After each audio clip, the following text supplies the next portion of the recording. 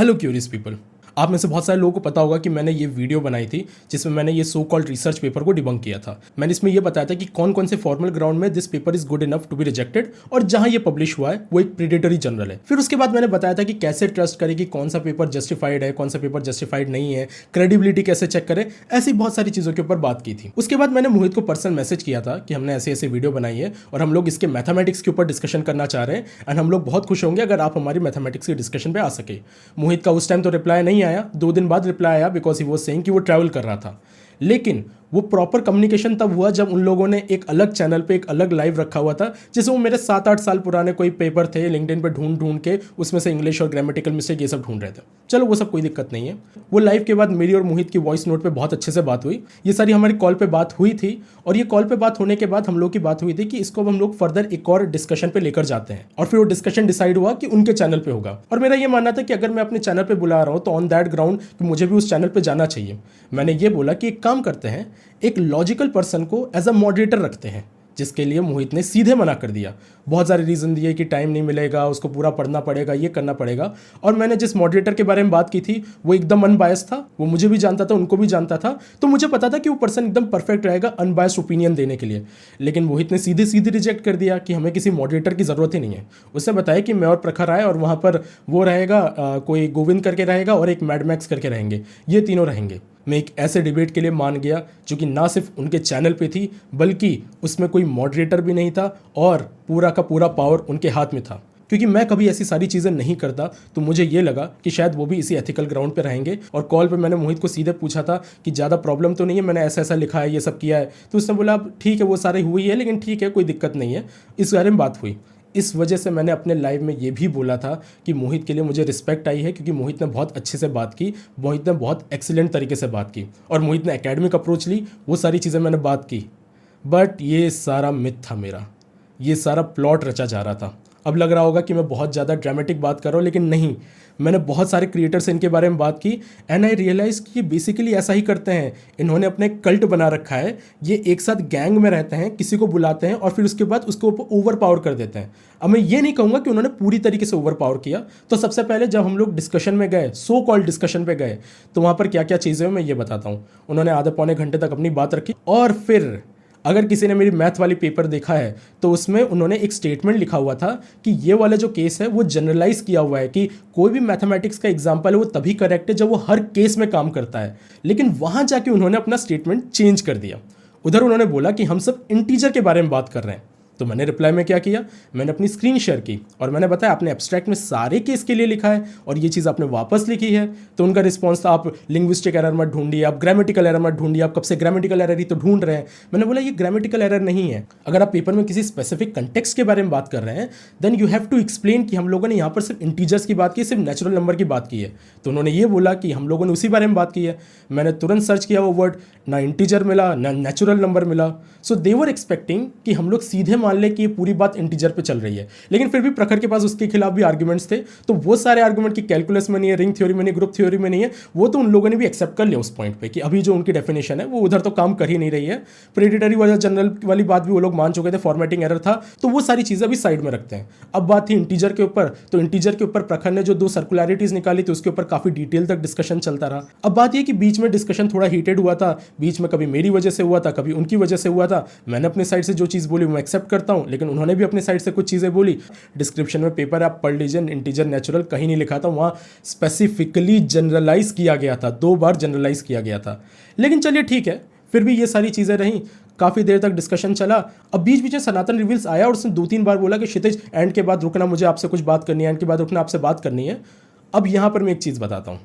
मेरे और मोहित की यह बात हुई थी कि उनके चैनल पे सिर्फ वही बात होंगी which will be academic in nature, केवल मैथमेटिक्स के ऊपर बात होगी।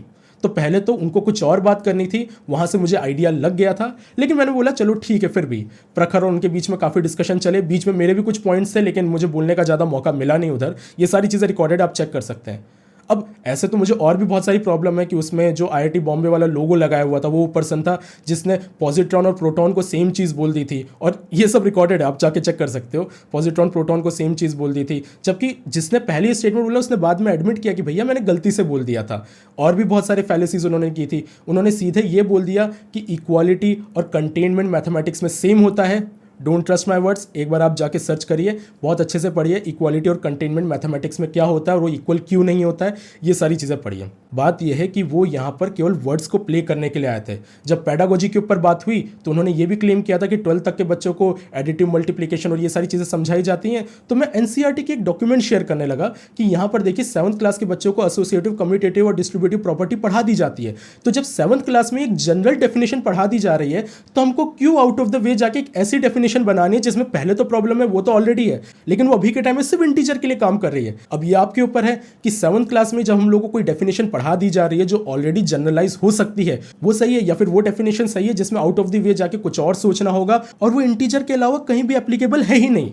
और ये अगेन इंटीजर वाली बात बाद में आई है, मेरी वीडियो बनी, उन्होंने रिसर्च किया और बाद में उनको रियलाइज हुआ बात तो सही है, ये तो सिर्फ इंटीजर के केस में काम कर रहा है। और इंटीजर के केस में प्रखर के आर्गुमेंट तो है कि उसमें भी नहीं काम करेगा। तो इस पूरे ग्राउंड में डिस्कशन चला और डिस्कशन चलते चलते जब कंक्लूजन की बारी आई तो मोहित चले गए, प्रखर चले गए। उन लोगों ने इस बारे में बात रखा कि आपने थंबनेल में ऐसी फोटो क्यों रखी, ये रखी।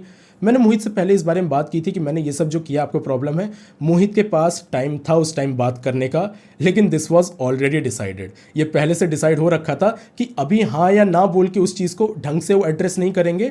जब ये डिबेट होगी, जब ये डिस्कशन होगा, तो उस टाइम इसको अच्छे से हम लोग खिल्लियाँ उड़ाए जाएंगे।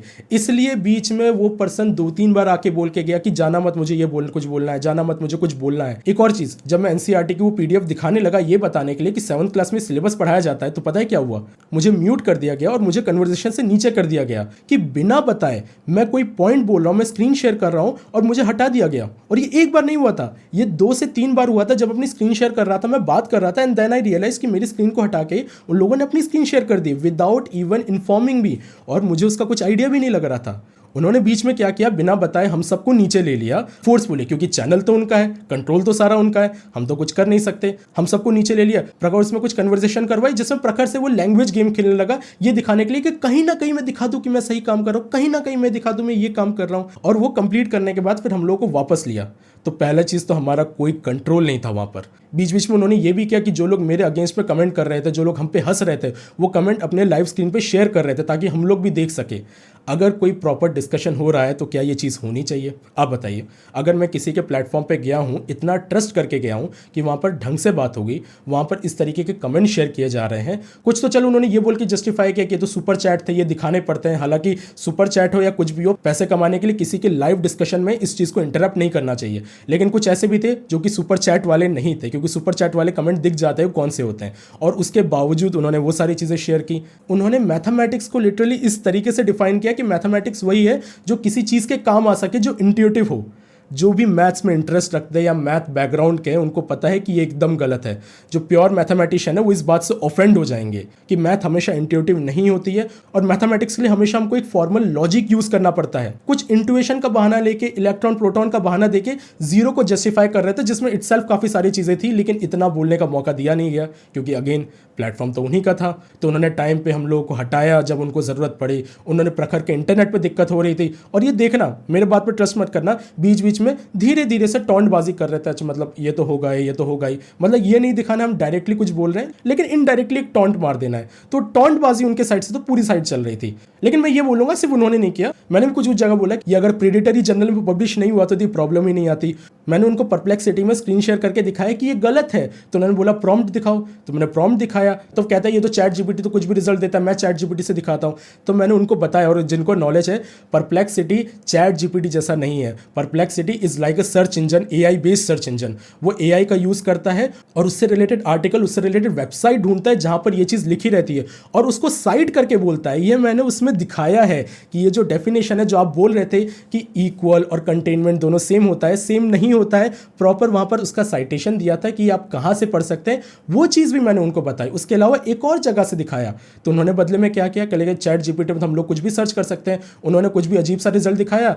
मैंने उनको बोला कि आप प्लीज़ मुझे इसका प्रॉम्प्ट दिखाइए, तो टॉपिक चेंज कर गया, प्रॉम्प्ट तो नहीं दिखाया गया। अगेन ये सारी चीज़ें आप डिबेट में देख सकते हैं। और जब मैंने ये बताया कि चैट जीपीटी अनरिलायबल इसलिए क्योंकि वो हेलुसिनेट करता है, perplexity AI is like a search engine. जिनको भी एआई के बारे में थोड़ा पता है उनको ये पता है कि AI hallucination is actually a term. AI hallucination हम लोग तब कहते हैं जब एआई गलत आंसर्स देता है, बिकॉज इसका रीजन ये होता है कि कई बार वो सिंथेटिक डेटा के ऊपर भी ट्रेन रहता है। सिंथेटिक डेटा के ऊपर ट्रेन होने की वजह से कई बार वो अनरिलायबल रिजल्ट भी देता है, कई बार वो अलग अलग चीज़ों से इंटरप्रेट कर देता है, तो उसको हेलुसिनेशन कहते हैं। और मैंने यही बोला, इसलिए मैं चैट जीपीटी पे रिलाई नहीं करता हूं, मैं परप्लेक्सिटी पे रिलाई करता हूं जो कि सोर्स देता है एट द सेम टाइम। और मैं ये चीज़ क्लियर करके आया कि मुझे मोहित से सबसे बड़ी प्रॉब्लम ये थी कि मोहित ऐसे बड़े बड़े चैनल में जाके बोल के आया है कि सबसे पहले ऑक्सफोर्ड और कैम्ब्रिज की डिक्शनरी को गलत प्रूफ कर दिया। मैं यहां पर ये कोट करके आया, और उसके अलावा इवोल्यूशन को गलत बोल दिया। इससे मुझे पर्सनली बहुत हर्ट हुआ था, ये जो दोनों स्टेटमेंट थे कि ऑक्सफोर्ड कैम्ब्रिज की डिक्शनरी और इवोल्यूशन। और ऐसा नहीं है कि गलत प्रूफ नहीं कर सकते हैं, लेकिन ये जो पेपर था जो already I think at this point of time वो मान चुके प्रेडेटरी जर्नल में था और केवल ग्रामेटिकल मिस्टेक के ग्राउंड पे रिजेक्ट होने लायक था, उस पेपर के बेसिस पे उन्होंने इतनी सारी जगह ये जाके चीजें बोल दी जिसकी वजह से कितने सारे लोग मिस इन्फॉर्म्ड हो गए। ये लोग ऐसा ही करते हैं, मुझे बहुत सारे क्रिएटर्स ने बोला इनका यही काम है, ये लोग अपना पूरा ग्रुप बना के आते हैं और ग्रुप बना के यही सारी चीजें काम करते हैं और उसके बाद अपने आइडियाज डोमिनेट करने लगते हैं। अब मैं ये भी नहीं बोलूंगा कि इन्होंने बिल्कुल बोलने का मौका नहीं दिया, जो चीज़ सच है वो सच है, उन्होंने कुछ जगह पे बोलने का मौका दिया था, उस चीज़ के लिए मैं एग्री करूंगा। लेकिन बात यह है कि उन्होंने जहां भी उनके हिसाब से लगा चीज़ें हैं उसको फेवर किया। ऑलरेडी 3 लोग तो थे ही, बीच बीच में सनातन रिवील्स भी बार बार आ जा रहा था, बीच बीच में ट्रोलिंग वाले कमेंट्स भी दिखा दिए जा रहे थे, और इन सब चीज़ों के बावजूद लास्ट में जब कोई कंक्लूजन नहीं आया तो प्रखर और मोहित के जाने के बाद सनातन रिवील ने ये बोलना स्टार्ट किया कि आपने ये किया, आपने वो किया। मैंने भी उसका जवाब दिया, जिसके रिस्पॉन्स में उन्होंने जवाब दिया कि तुम्हारी हेयरलाइन भी ऐसी हो रही है। और जिस मोमेंट ये पर्सनल अटैक हुआ उस मोमेंट मैंने डिसाइड कर लिया कि अब यहां पर रुकने लायक नहीं है, और मैं वहां से लीव करके आ गया। मुझे मेरे एकेडमिक से बहुत सारे दोस्तों ने बोला कि भाई ये पेपर तो डिस्कस करने लायक भी नहीं है, इसके कॉन्सेप्ट में दुनिया भर की दिक्कतें हैं, तो क्यों करने गया। मेरा आंसर ये था कि मैं मोहित की बातों में आ गया। इनफैक्ट जब मेरी और मोहित की वॉइस नोट पे ही बात हुई तो मैंने मोहित को ये भी बोला, यार आपसे बात करके मजा आ गया and I am following you for that. तो मेरे साइड से इंटेंशन सही थे। मेरे किसी कमेंट सेक्शन में जब मोहित को कोई ट्रोल कर रहा था तो मैंने उसके रिस्पांस में लिखा कि मोहित को ट्रोल मत करो, लेकिन मेरे इंटेंशन हमेशा से ये था कि हम लोग डिस्कशन करें। वहाँ जाके उनके पेपर की डेफिनेशन चेंज कर दी गई, वहाँ जाके पर्सनल अटैक किए गए, वहाँ जाके जब उनकी मर्जी आई तब म्यूट पे कर दिया गया, जब उनकी मर्जी आई ट्रोलिंग वाले कमेंट दिखा दिए गए। उन्होंने फिजिक्स का एग्जाम्पल लेते हुए मैथमेटिक्स को फंडामेंटल लेवल में समझाने की कोशिश की, वो भी वो एग्जाम्पल जो एक्चुअली में गलत है। मैं वहाँ से चला गया, उसके बाद मुझे नहीं पता कि क्या हुआ। हो सकता है कि उन्होंने काफ़ी ट्रोल किया हो सकता है उन्होंने काफ़ी सारी चीज़ें बोली हो, और बोल सकते हैं क्योंकि अल्टीमेटली था तो उन्हीं का चैनल, अल्टीमेटली था तो उन्हीं का प्लेटफॉर्म।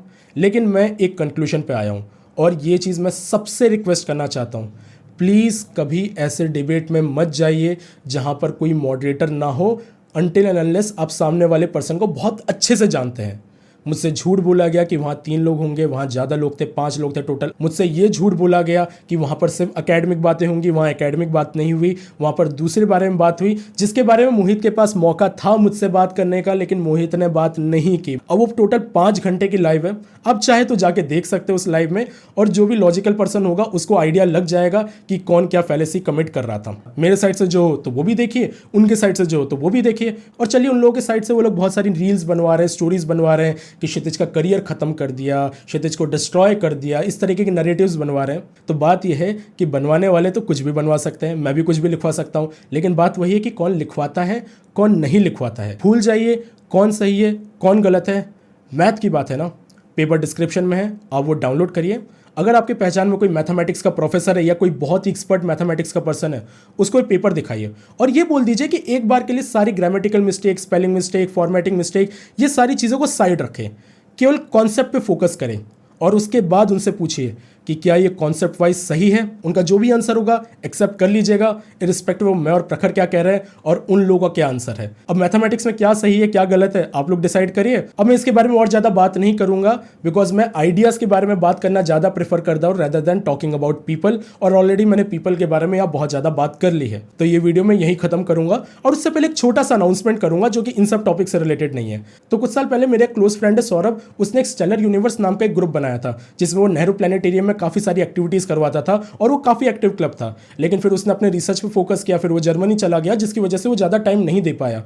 अब हम दोनों मिलकर उस क्लब को रिबूट कर रहे हैं एक नए लोगों के साथ, जिसमें हम लोग काफ़ी सारी इंगेजमेंट रखने वाले हैं, जिसमें ऑनलाइन एक्टिविटीज़ होंगी, ऑफलाइन एक्टिविटीज़ होंगी। हम लोग साइंस फिक्शन और डॉक्यूमेंट्री नाइट्स रखेंगे, हम लोग फिजिक्स, स्पेस और इन सब के अलग अलग पेपर्स को पढ़ेंगे, रीडिंग सेशन रखेंगे, क्विज कॉम्पिटिशन रखेंगे और एक ऐसी कम्युनिटी बनाएंगे जहां पर हेल्दी साइंटिफिक बातें हो रही हो, जहां पर हेल्दी इन्वायरमेंट बना हो। ये कम्युनिटी उन लोगों के लिए जो कि साइंस को लेकर काफ़ी पैशनेट है और हमेशा ऐसे लोगों से कनेक्ट करना चाहते हैं। अगर आप इसमें इंटरेस्टेड है तो कुछ दिन में मैं अपने इंस्टाग्राम में इसके बारे में स्टोरी रिलीज करूंगा, जिसमें मैं लिंक डालूंगा। आप प्लीज़ डेफिनेटली उसमें रजिस्टर करिएगा और फिर वहां पर हम लोग बहुत सारे हेल्दी और बहुत सारे अच्छे डिस्कशन करने वाले हैं। हम लोग फिर से मिलेंगे अगली वीडियो में कुछ इंटरेस्टिंग फिजिक्स डिस्कस करते हुए। तब तक के लिए स्टे क्यूरियस, कीप लर्निंग।